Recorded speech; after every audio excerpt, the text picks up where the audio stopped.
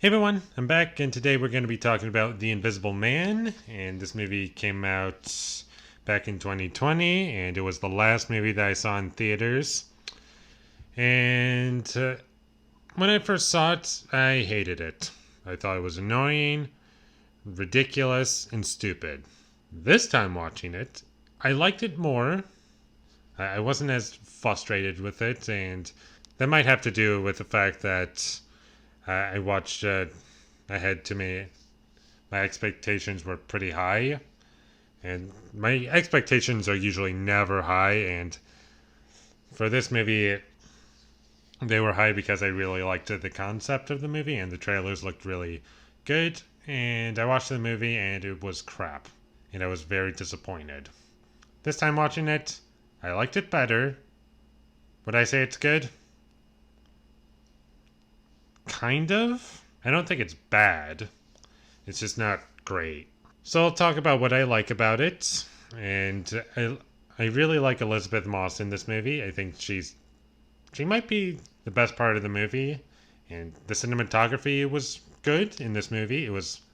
It looked a lot better than the majority of blockbusters I've seen in a long time, actually. Looks better than a Marvel movie, honestly.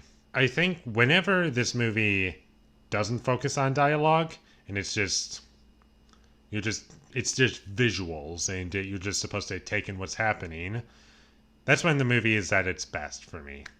Because when it's people not talking, it's really good. And the first half hour, 45 minutes, those are pretty good. I like that part. But after that point, it starts to go downhill for me. And without giving anything away, where the movie really falls apart for me, and I'll name the exact moment without spoiling anything, a slap happens. Somebody gets slapped. From that point to the rest of the movie, I didn't like it. As far as the story goes, I just did not like it at all.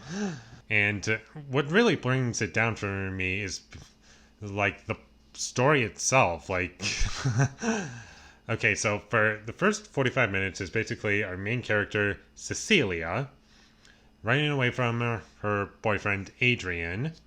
And that's the opening scene of the movie. And throughout the entire scene, I was kind of feeling a little tense and just worried like how this is all going to go down. Even though I already knew what happened, I still felt a tension within that scene because it was well presented. And even after that point, from that point on to the point where I said, where someone gets slapped, from there, from the beginning all the way to there, I felt some form of tension. It had presentation that I really liked. But once the Invisible Man starts doing things, that's when it goes downhill for me. And without spoiling anything, the reason why it goes downhill for me at that moment is because that's when, like, the main antagonist of the film, his plan starts to get involved with the story, which is pretty much the point of the movie, and I understand why they chose to go in that direction. However, what I don't like about it is that everything that our antagonist does makes no sense to me. And I keep wondering to myself, how did you pull that off? Or how is everything convenient enough for you that things are just happening in the way that you're able to do these things? And it was very frustrating, and I couldn't get into it. And whenever it was people talking, that's when it wasn't at its strong point for me because I thought the dialogue wasn't very good. There was some fun violence in the movie that I really liked. And that doesn't occur until the last half hour of the movie. But I still enjoyed it. Also, I'll give the movie credit for that.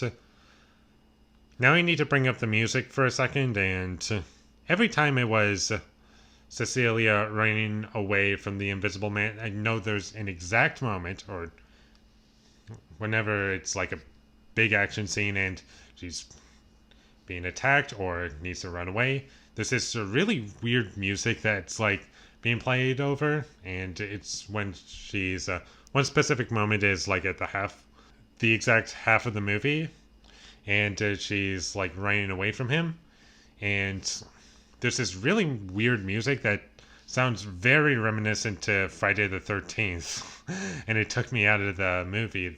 It took me out of the movie the first time I watched it. I only noticed it once, but rewatching it this time, I noticed that it happened like at least 4 times, and it was really, really weird.